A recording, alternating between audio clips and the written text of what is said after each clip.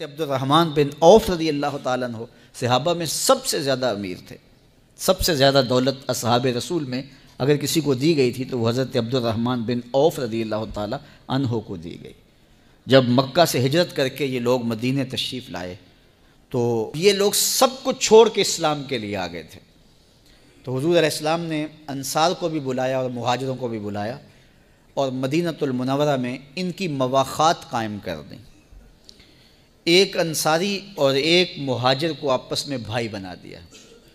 کہا کہ تم ایک دوسرے کے بھائی ہو اور ایک دوسرے کی ضروریات کا خیال رکھنا. حتیٰ کہ حضور اس طرح ایک انصاری کو اٹھاتے ایک مہاجر کو اٹھاتے ان کو بھائی بنا دیتے.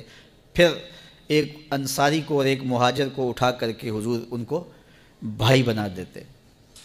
آخر میں دو لوگ رہ گئے، ایک حضور اور ایک حضرت علی المرتضیٰ رضی اللہ تعالیٰ. تو اب سارے انصاری کسی نہ کسی مہاجر کے بھائی بن گئے تو صرف حضرت علی المرتضیٰ رہ گئے اور حضور رہ گئے. تو حضور نے فرمایا علی تو میرا بھائی ہے، دنیا میں بھی اور آخرت میں بھی. حضور خود انصار کی جانب ہو گئے اور حضرت علی کو کہا تم مہاجر ہو اور میں اس جانب سے ہو کر کے ہم آپس میں بھائی بن جاتے ہیں. تو یہ مواخات حضور نے قائم کیے. پھر انصار نے اس مواخات کو نبھایا نا.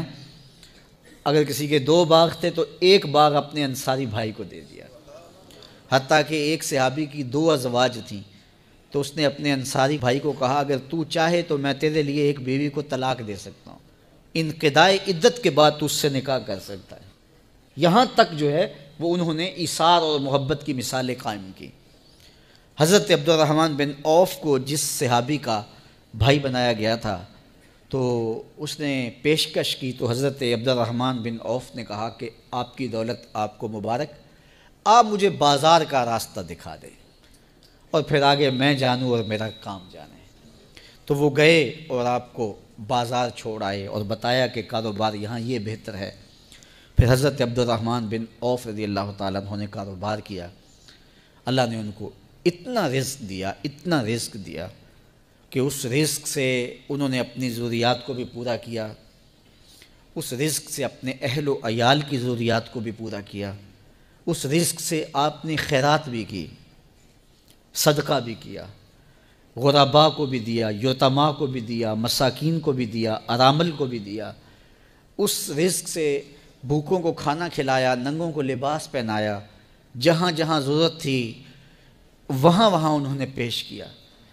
ایک مد، صرف ایک مد جو حضور نے ترغیب دی کہ غلام آزاد کیا کرو، تو حضرت عبد الرحمن بن عوف نے زندگی میں 30,000 غلام آزاد کیا. 30,000 غلام آزاد کیے. اور جب آپ کا وصال ہوا تو آپ کی 4 ازواج تھیں، آپ کی اولادیں بھی تھیں. تو ان اولادوں کو بانٹا گیا اور بیوی کا 8واں حصہ ہوتا ہے تو وہ حصہ ان 4 ازواج میں بانٹا گیا. اس میں باغ بھی تھے، اس میں گھوڑے بھی تھے، اونٹ بھی تھے، اس میں جائیدادیں، زمینیں، مکانات، سب کچھ تھا. وہ سب بانٹنے کے بعد 8ویں حصے میں جو صرف سونا آتا تھا وہ ازواج کو بانٹنے کے لیے مزدور صبح سے ہوئے شروع اور ظہر تک کلہاڑوں سے سونا کاٹ کے الگ کرتے رہے. اللہ نے اتنا مال حضرت عبد الرحمن بن عوف کو عطا کیا. تو اللہ سے مانگو تو دولت قارون نہیں، دولت عثمان مانگو، دولت عبد الرحمن بن عوف مانگو کہ اللہ فراواں دے جس سے اسلام کو، مسلمانوں کو، اسلامی معاشرت کو، دکھیوں کو، لاچاروں کو بھی فائدہ پہنچ سکے. اور غلاموں کو جس طرح آزاد کیا ان لوگوں نے، ہم بھی اس وقت جو لوگ بیچارے پھنسے ہوئے ہیں، جن کی بیٹیاں گھروں میں جوان بیٹھی ہیں اور ان کے پاس نہیں ہے ان کو گھر سے اٹھانے کے لیے کچھ، تو یہ اس دور کے اندر ایک مشکل مسئلہ ہے تو ہم ان کی مدد کر سکیں. ہمارے گھر میں دولت کے انبار ہو، ہمارے بینک بھرے ہوئے ہوں اور ہمارا ہمسایہ اور غریب ساری رات جاگ جاگ کے گزار دے تو اس سے ہمیں ضرور پوچھ ہوگی، ہم سے سوال کیا جائے گا.